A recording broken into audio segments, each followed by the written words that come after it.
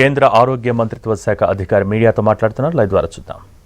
अनेक बड़े राज्य हैं जो आपको इस 10 राज्यों की सूची में नहीं मिलेंगे, जैसे बिहार, मध्य प्रदेश, राजस्थान, हरियाणा, हिमाचल प्रदेश, उत्तराखंड, केरला। तो ऐसा नहीं है कि देश में एक ही गति से, एक ही व्यापकता से कोविड-19 का फैलाव हो रहा है। तो 10 राज्य ऐसे हैं जहां 86% केसेस हुए हैं। अब ये महत्वपूर्ण स्लाइड है जिसकी ओर मैं आप सबका ध्यान आकृष्ट करना चाहूँगा।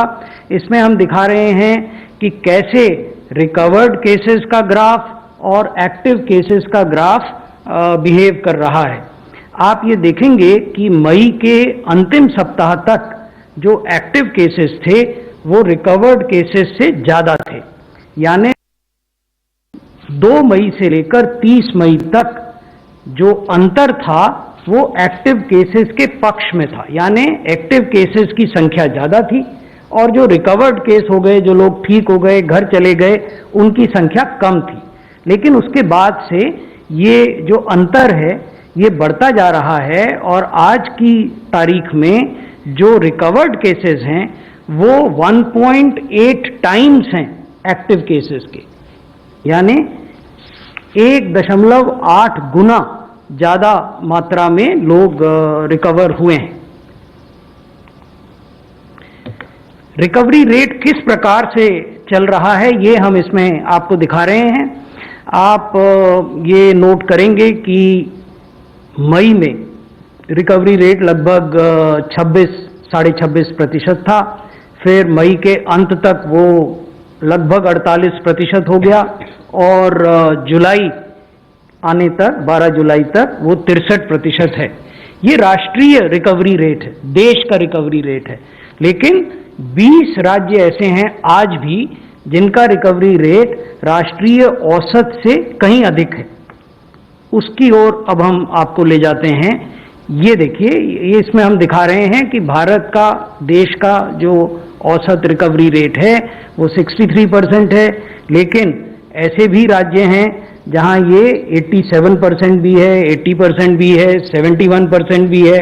अनेक राज्य हमने इसमें नहीं दिखाए हैं, उनका भी रिकवरी रेट राष्ट्र के, देश के रिकवरी रेट से अधिक है। उदाहरण के लिए इस टेबल में हमने आपको केवल वो राज्य दिखाए हैं जहां 71% या उससे अधिक रिकवरी रेट है। अगर आप 65% और 71% के बीच के रिकवरी रेट वाले राज्यों की बात करें, क्योंकि देश का औसत रिकवरी रेट तो 63% है, उससे ज़्यादा states that have registered 65 to 70% recovery rate, they are UP with a recovery rate of 64, Uttar Pradesh में रिकवरी रेट 64 है, उड़ीसा में रिकवरी रेट 67 है 67, आसाम में रिकवरी रेट 65 है, गुजरात में रिकवरी रेट 70% है और तमिलनाडु में रिकवरी रेट 65% है। तो वो भी राज्य हैं जहां की recovery rate is higher than the national average. अब एक ये तथ्य है जिस पर काफी बहस होती है। पिछले सप्ताह के इंटरैक्शन में जो आपके साथ हुआ, हम इसको नहीं छू पाए थे, तो कुछ मित्रों ने ये सुझाव दिया था कि इस पर बात की जानी चाहिए।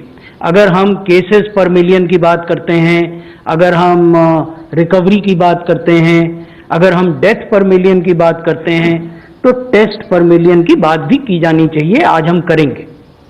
तो ये जो स्लाइड है इसमें हम आपको ये दिखा रहे हैं कि कैसे हमने अपनी टेस्टिंग क्षमताओं का विकास किया। जब ये पेंडेमिक इस देश में शुरू हुआ था उस समय हम आपको ये दिखा रहे हैं मार्च से, मिड मार्च से।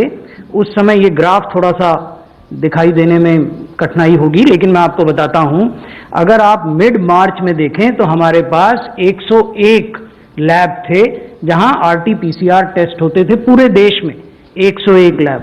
आज हमारे पास 1206 लैब हैं और 280 ऐसे स्टेशंस हैं जहां की रैपिड एंटीजन टेस्ट होते हैं। तो आप देखेंगे इस ग्राफ के अंत में अब जो हमारी टेस्ट करने की क्षमता है, जो लैब्स का नंबर है, वो 1400 से अधिक हो गया है। तो ये अपने आप में एक बहुत बड़ी उपलब्धि है। इसी की वजह से टेस्ट करने की, प्रतिदिन जो टेस्ट होते हैं उसकी रफ्तार भी बढ़ी है। फिर हमने आपको ब्रेकअप बताया है कि इसमें 853 लैब्स ऐसे हैं जो सरकार के हैं, राज्य सरकारों के और भारत सरकार के, 353 लैब प्राइवेट हैं और 688 लैब हैं जो रियल टाइम आरटीपीसीआर तकनीक का इस्तेमाल करते हैं। कुछ ट्रू नेट और सीबी नेट आधारित भी हैं। इसमें केवल क्षमता का अंतर है। जहां आरटीपीसीआर तकनीक का इस्तेमाल करके टेस्ट होते हैं वहां प्रतिदिन टेस्ट करने की क्षमता ज़्यादा होती है, और जहां ट्रू नेट और सीबी नेट का इस्तेमाल होता है वहां टेस्ट करने की क्षमता प्रतिदिन कम होती है। अब जो मुख्य मुद्दा है उसकी ओर मैं आपको ले जाता हूं। दो तरह की बातों पर बहस होती है। एक ये कि क्या हम पर्याप्त संख्या में टेस्ट कर रहे हैं, आर वी टेस्टिंग एडिक्वेटली, और दूसरी बहस ये होती है what quantity is adequate quantity, कितनी मात्रा पर्याप्त मात्रा है टेस्ट करने की, और क्या हम पर्याप्त मात्रा में टेस्ट कर रहे हैं। तो ये हम आपको बताने का प्रयास कर रहे हैं। मैं इससे पहले कि इस स्लाइड पर आपको बताऊं, मैं ये बताना चाहूँगा कि वर्ल्ड हेल्थ ऑर्गेनाइजेशन ने, WHO ने एक डॉक्यूमेंट जारी किया। उस डॉक्यूमेंट का नाम है guidance note on public health criteria to adjust public health and social measures in the context of COVID-19. I would repeat this again because this is important. WHO has issued a guidance note on public health criteria to adjust public health and social measures in the context of COVID-19. In this document, WHO underlines the need for comprehensive surveillance and testing of suspect cases. WHO कह रहा है कि आवश्यकता है कि comprehensive surveillance किया जाए किनका, सस्पेक्टेड केसेस का, और टेस्टिंग की जाए किनकी, सस्पेक्टेड केसेस की। और फिर इसी डॉक्यूमेंट में WHO कहता है कि कॉम्प्रिहेंसिव का अर्थ क्या है। They elaborate this concept of comprehensive by saying, and I am now converting it into Indian numbers, they say that if you are testing 140 people per day per 10 lakhs, that would be indicative of comprehensive. So we are taking that indication from the WHO document that I just referred to. अब अगर हिंदुस्तान के परिप्रेक्ष्य में देखें, भारत में देखें, जो इस स्लाइड में हम आपको प्रदर्शित कर रहे हैं कि कितने राज्य हैं जो 140 टेस्ट पर डे पर मिलियन पॉपुलेशन कर रहे हैं। उनका यहाँ पर 22 राज्य ऐसे हैं जो कि 140 या उससे अधिक टेस्ट पर डे पर मिलियन करते हैं, जिनकी हमने जानकारी आपको दी है। लेकिन इसका अर्थ ये नहीं है कि सभी राज्य कर रहे हैं, क्योंकि मैंने आपको बताया कि केवल 22 राज्य कर रहे हैं। तो हमारा परामर्श मंत्रालय का, स्वास्थ्य मंत्रालय का परामर्श राज्यों को और केंद्र शासित प्रदेशों को है कि हम सबका प्रयास ये होना चाहिए कि हम टेस्टिंग को इतना बढ़ाएं कि वो WHO द्वारा इंगित किए गए इस मापदंड की तरफ बढ़ सके। तो ये मैं आपके संज्ञान में लाना चाहता था। ये अंतिम स्लाइड है जिसमें हम ये बता रहे हैं कि आगे का रास्ता क्या है। अनेक फोरम्स में जो हम राज्यों से परामर्श करते हैं उसमें हम कहते हैं कि अभी भी आवश्यकता है कि कंटेनमेंट पर काम किया जाए, कंटेनमेंट एरियाज को बेहतर तरीके से निर्धारित किया जाए, वहाँ बेहतर इम्प्लीमेंटेशन हो, टेस्टिंग को बढ़ाया जाए और क्लिनिकल मैनेजमेंट ज़्यादा एफिशिएंट, प्रभावी तरीके से किया जाए, ताकि ऐसी मृत्यु जिससे बचा जा सकता है उससे बचा जाए। हम ये भी कह रहे हैं कि जब आप किसी भी कंटेनमेंट एरिया का निर्धारण कर लेते हैं तो ये आवश्यक है कि उस कंटेनमेंट एरिया के भीतर आप हाउस टू हाउस सर्च करें एक्टिव केसेस के लिए, और उनमें उनके लक्षणों के अनुरूप अगर उन्हें फिजिकली वहां से हटाकर किसी कोविड केयर सेंटर या अन्य हेल्थ केयर फैसिलिटी में ले जाने की आवश्यकता है ताकि वो संक्रमण को, इन्फेक्शन को न फैलाएं, तो वो भी हमें करना चाहिए।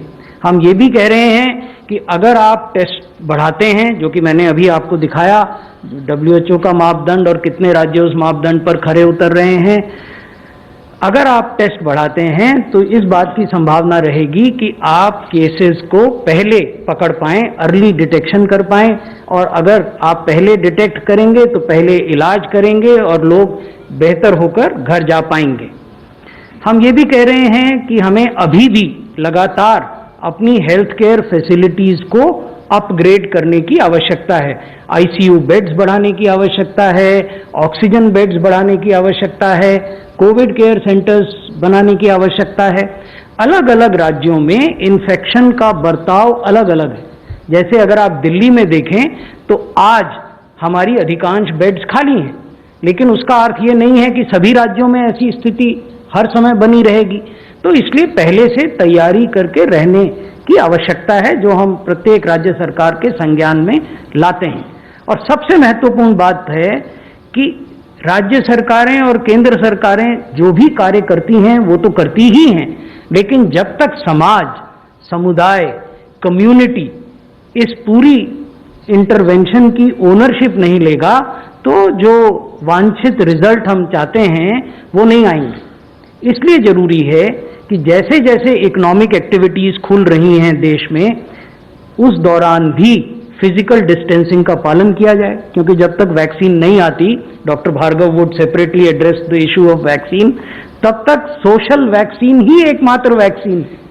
आप सामाजिक दूरी का पालन करें, आप मास्क पहने या रीयूजेबल फेस कवर जो घर में बन जाते हैं जिसका अनेक बार उपयोग किया जा सकता है उसको पहने, हैंड हाइजीन का ध्यान रखें, हाथों को लगातार धोएं साबुन और पानी से, रेस्पिरेटरी हाइजीन का ध्यान रखें, जब भी आप खांसते या छींकते हैं तो या तो रुमाल रखकर करें या उसको ऐसे अपने हाथ के इस पर करें। इन्वायरमेंटल सैनिटेशन, इधर उधर थूके नहीं, कूड़ा कचरा न फैलाएं। तो ये चीजें बहुत महत्वपूर्ण हैं, क्योंकि at the end of the day whatever state government and central government does, until and unless the governments are supported by committed action on the part of the community and a very strict adherence to physical distancing, wearing of mask and hand and respiratory hygiene, we will not be able to win this war. So therefore, the involvement of community is of utmost and critical importance in winning the war against COVID-19. Thank you. धन्यवाद sir. अब मैं request करता हूँ DGIHMR से, sir आपके please. Thank you. I do not have any slides, but I will just say India is considered as the pharmacy of the world. Now, 60% of the drugs utilized in the United States of America are of Indian origin. So these are generics produced in India, where India has established itself over the years. This is possibly well known to many people in the world. Having said that, an important fact that is not known is that 60% of the vaccine దేశంలో corona కేసుల ఉధృతి తగ్గుతోంది. అదే సమయంలో recovery అయ్యే కేసుల సంఖ్య కూడా పెరుగుతోంది. మరోవైపు కేసుల టెస్టింగ్ కూడా సంఖ్య పెంచామని కూడా చెప్తూ ఉన్నారు కేంద్ర ఆరోగ్య మంత్రిత్వ శాఖ అధికారులు.